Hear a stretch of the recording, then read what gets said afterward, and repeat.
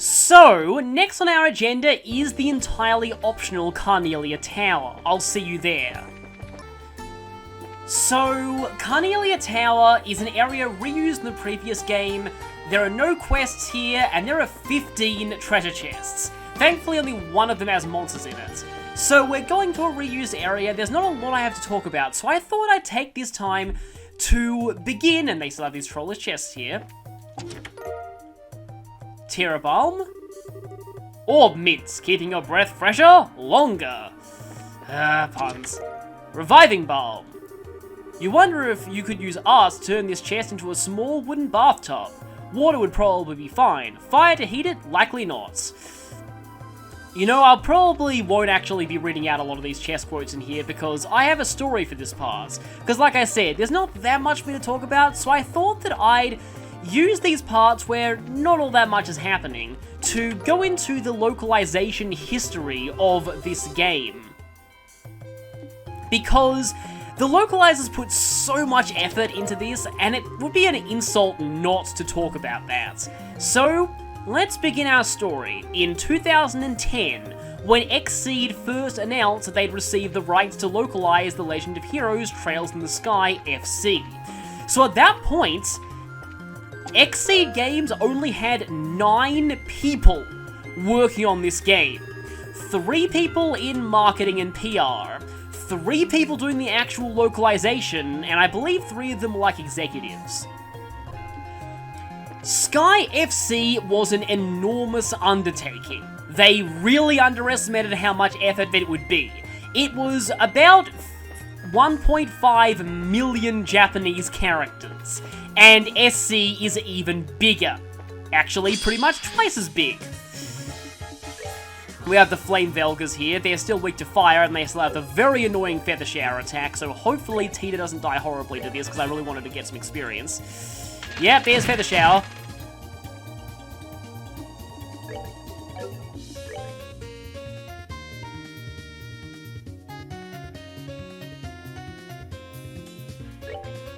So, the first game was such a big effort to localize that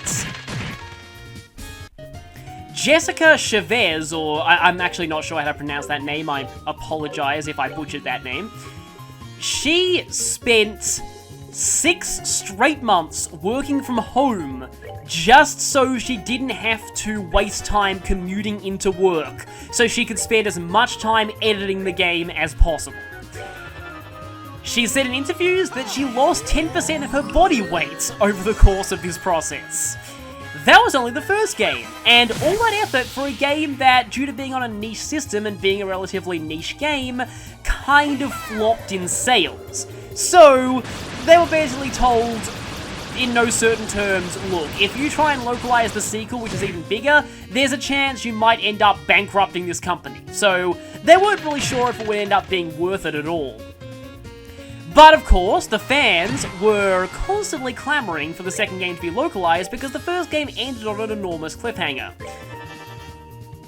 So, eventually, in around, I think, 2014, it was decided that they would start localizing Trails in the Sky SC, the second chapter. And for this, they decided to contract an outside company for a bit of help, just because they already knew what a massive undertaking it would be now. I should have just barely didn't quite get that in. Let's see if I can blind you. This company was called Carpe Fulgur. They mostly specialize in localizing Japanese indie games. The main one that I've mostly heard of that they did was like Bracetta, I don't really know how it's pronounced, an Item Shop's Tale. So they did that, and so they contracted this company to go ahead and take some of the burden off of them and handle a little bit of the localization themselves. Or, well, they actually hoped they'd handle, I think, all of the localization. Unfortunately, things did not go as well as they'd hoped.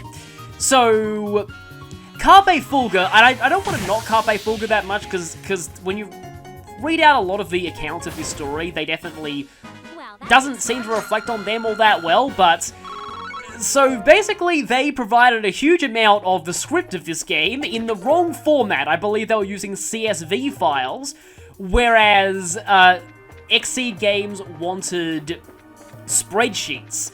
So it was kind of a nightmare to figure out where the line breaks needed to go and things like that, and because of that, XSeed Games received, like, about half the script of this game, which I think was the entire main story, but none of the NPC dialogue or any of the side quests. So XSeed Games received all of that, and they had to go through and manually copy and paste everything into spreadsheets to get it all into the right formats. That must have been horrifying. Like, I can tell how much work that would have been. And I can tell just how... Oh, that would have just been so awful.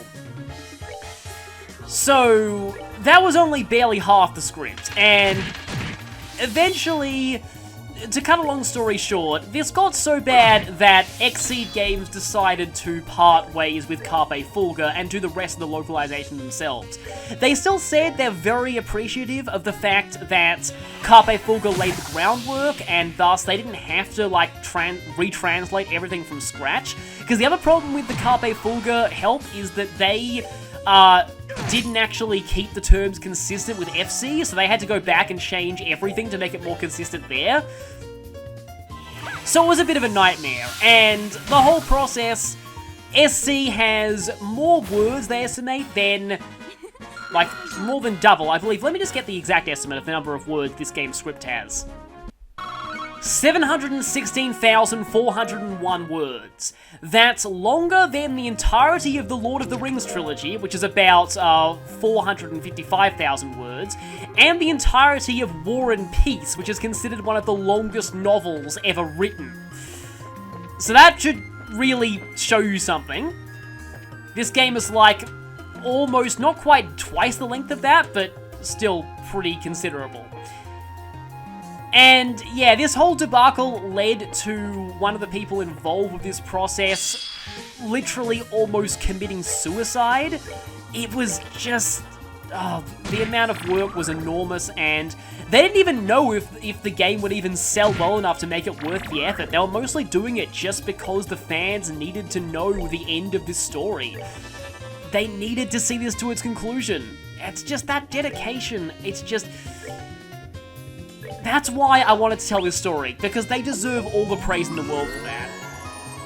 And I haven't even gone into all of the bugs that they found during the localization process. Like, I talked a little bit about that ridiculous text blow-up bug, but there are even more strange bugs that they found, and they felt like it got to the point where, like, one of the localization editors, who I think was, hey man, that's a kind of a strong art, actually. I don't know if it actually was...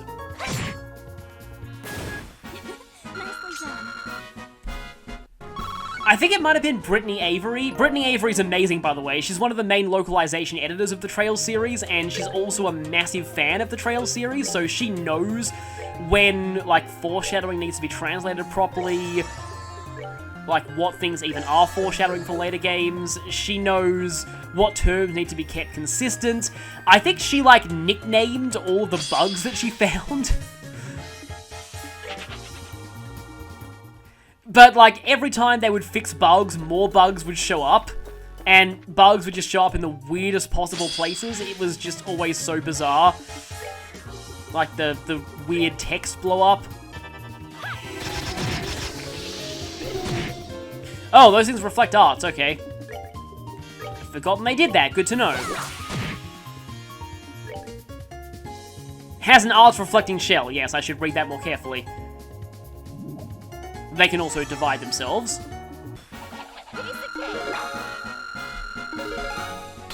Okay, good, Tita finally leveled up. And Comfort 2, which is actually a little bit better. I'll show that in the next fight we get into. So I think that's all I'll go into when it comes to the story of the localization for now, because I want to save a few more of those stories for later on. But suffice to say, thank you so much to everyone at XSeed Games and the people who helped out at Carpe Fulgur with the localization of this game. We would not have this if it weren't for you, and... like, it took a long time for them to fully localize this game. They're actually working on Cold Steel, while they were still working on fully translating this game, so... yeah, and they'd also learned their lesson a bit, and by the time they got to Cold Steel, they actually didn't announce the localization of it until they'd already translated the entire main story.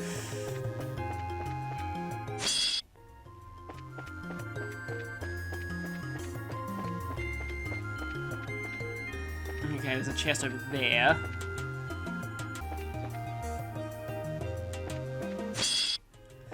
And if you're up here... Action 2, yes, I really want that. What if our universe is a chest in someone else's universe, and someone's gonna open us up, take everything, and just keep coming back? That's another really good one. Yeah, the localizers, obviously, they had to have a lot of fun with these chest quotes, because this is sort of how they stayed sane over the whole process. You know this chest is empty, so why do you keep this to yourself? Why do you keep hoping? Okay, we're on the right side to get this one now. Blue Cashmere. I know it's not much fun to open an empty chest, but think about how much fun it was to open it when it still had something in it. Ah, memories. Actually, good memories, because the Blue Cashmere, I believe, is, yeah, women only. Doesn't actually boost speed, though. I thought that was one of the better ones. It's actually not. But at least it's got some pretty solid defense for Tita, so let's go ahead and equip that on her, because she has been dying a lot in here. And I have not found a single shining pom yet, and that annoys me. And I still like how every tower has a different sort of landmark in the center. This one's a little basic, it's just a fire torch. Red Jacket. Emptiness as far as the eye can see. Yeah, Red Jacket seems to have been specifically named with you in mind.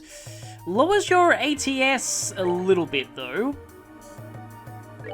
But it's not like you really use that stat.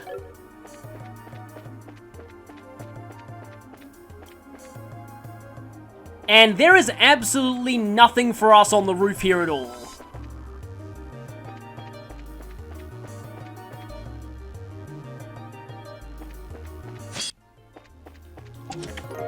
EP charge. The chest is empty now. So empty. So lonely. Please don't go.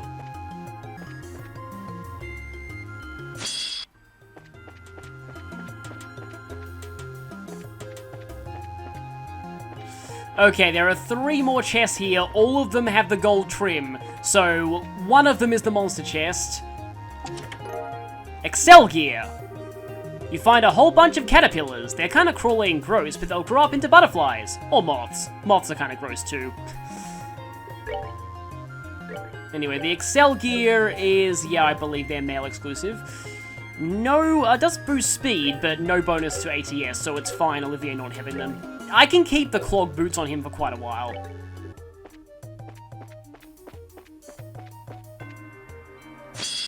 Those poms were not of the shining variety. Yeah, that was the monster one as I thought. And there's 4 of them, okay then. Thankfully we don't have an NPC bothering us this whole time. That was actually a misclick, but I needed to cancel at least one of them anyway. And you can go ahead and Dragoon Edge the other one. And as for you, you don't have any AoE water arts, because these things are very weak to water. I kind of almost rather use Shadow Spear, because, although that is pretty expensive. Yeah, I guess we can focus down on them one at a time. Oh no, I forgot they could do that. Oh, Flame Velgas, why? Really, really do not like Flame Velgas spawning. Oh wow, you take a lot more damage from that than I thought you would. And you were in range of that, so of course you were.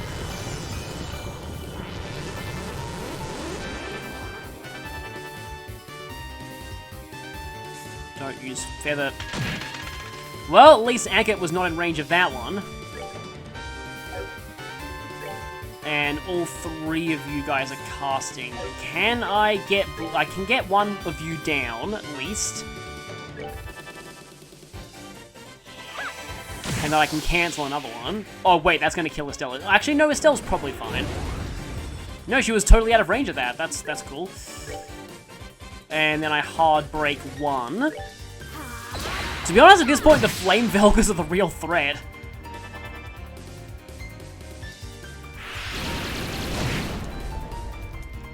Oh, great, you got caught in that.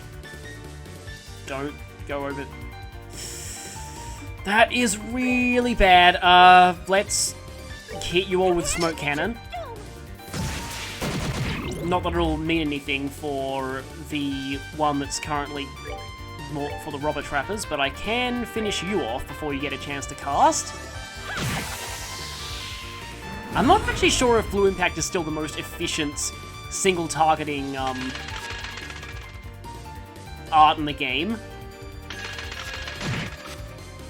Of course, the one person that it does hit is Tita, the one that I want to get the experience out of this fight. I think just in case bad things happen, I'll hard break you. Yeah, oh, you cannot get Blue Impact in time at all. I was about to say I can use a tomato sandwich on you and then use your S-Craft, but that'll only revive the other two with 500 HP, and that's not going to be enough.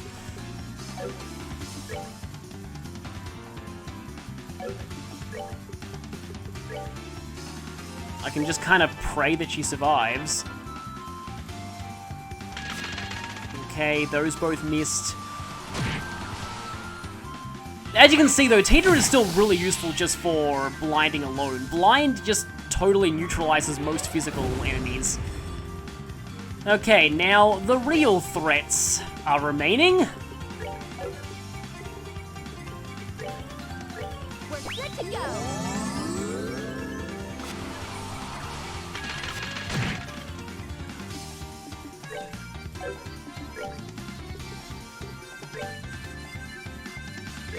Can get rid of one though.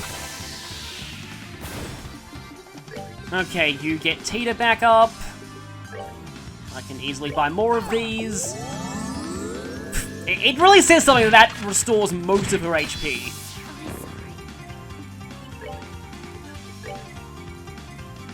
Well, that's actually not going to kill it, so might as well do that.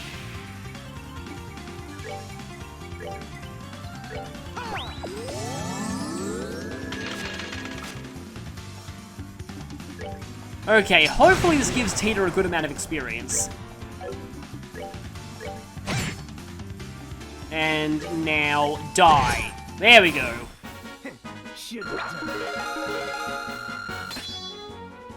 Well, two of us leveled up, but neither of them were Tita. With that, we get attack 3. No freebies here, I'm afraid. Yeah, obviously, because we had to fight monsters for that one. Yeah, I think I'll give you attack 3 for now. And like I said, no more monster chests in this place, thankfully. 5 rings cane. This chest is holding a beauty pageant with all its other treasure chest friends, but beauty on the outside can't save it. Yeah, we've seen that quote before. Yeah, it's typical that I did not get any Shining Palms here at all. Oh, there you go. They're all gonna... Well, one's still here. 3 is still here, okay. So sorry. But I've lost 2. Oh, come on. Okay, pretty sure I got all of the chests. I'm gonna go back to Wolf Fort and heal, and then come back in here, because I really need to take down at least one Shining Palm for Tita.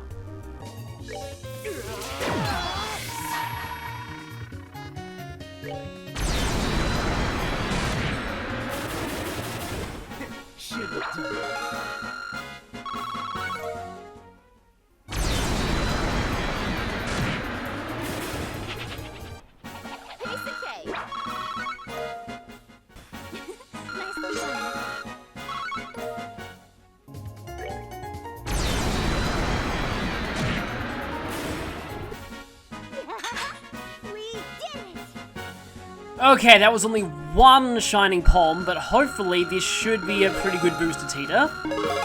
Yeah, put her all the way up to 47. I think that's probably enough of a boost to her. Yeah, her strength's now 400. Which is, yeah, around Estelle's level. And everyone else is 50. That should be about fine for the moment. So with that, I think I'll leave you near this flame, and I'll see you next time for... a very memorable side quest, let's just say. A very memorable one. See you then.